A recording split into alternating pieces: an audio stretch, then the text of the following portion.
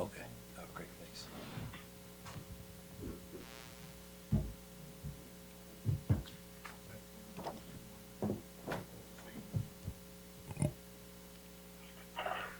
Before we get started, as always, please raise your hand. We'll bring the microphone to you. Ready, Dave? Great. Good evening. Thank you all for coming on such short notice.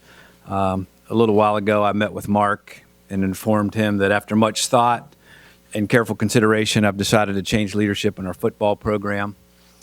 Mark's a quality person, and he handled that difficult decision with the same class, professionalism, and character that we've come to know since he returned to Eugene in 2009.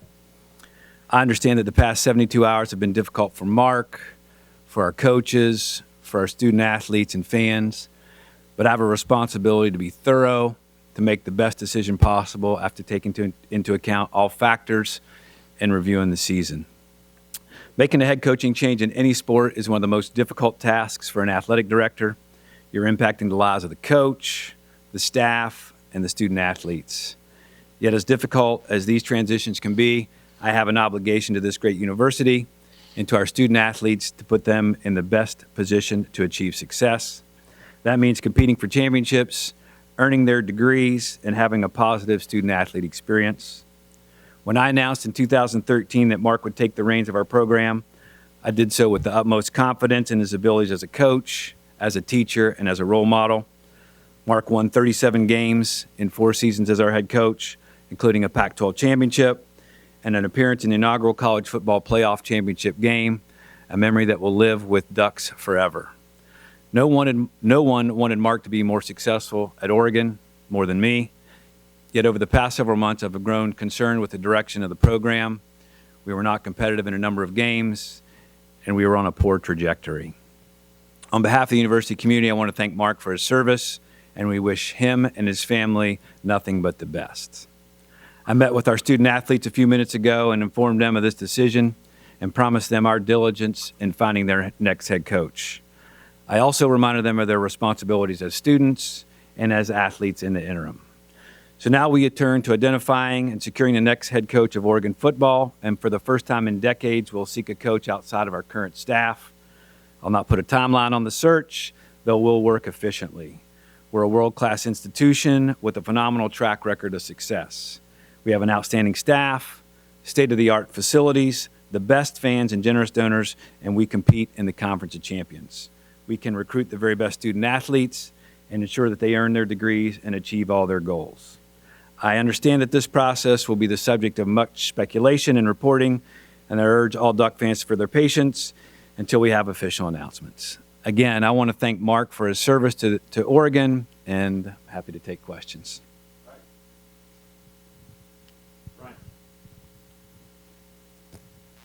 Rob, beyond win-loss record, were there things that you were concerned about that led to this change, and what was the reaction in the team meeting?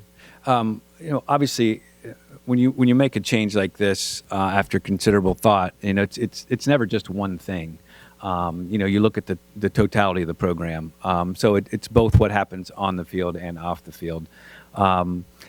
Those meetings are always difficult. They're highly emotional. When you're that close and you're a team, it's a family. And it was difficult. Players were upset because they lost a family member.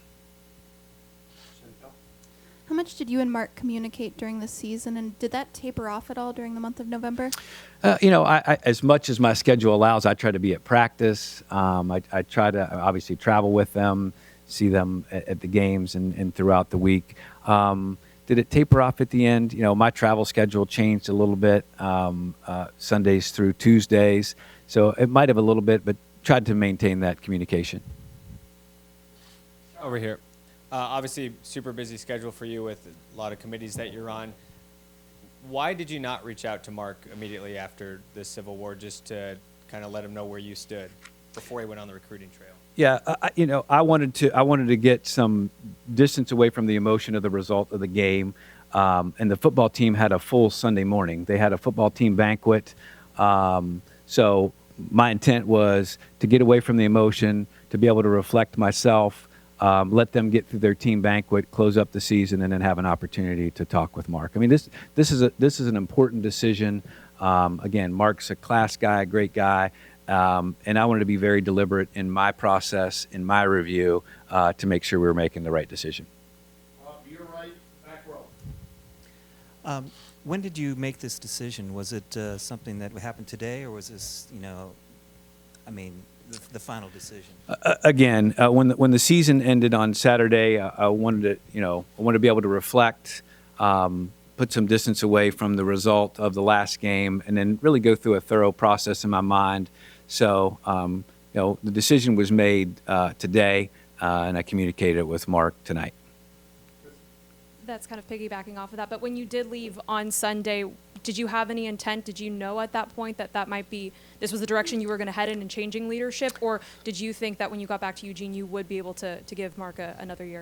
And I was still processing all that. Obviously, had a long flight to think about it, had some time over the next couple of days, which was the intent to really reflect on the full 4 years. Again, there's a lot of emotion around a 4-8 season. There's a lot of emotion around the second half of the last game of the year, and really wanted to be able to put some distance from that emotion and really give some thought to the 4 years, to the full body of work, and I was able to do that.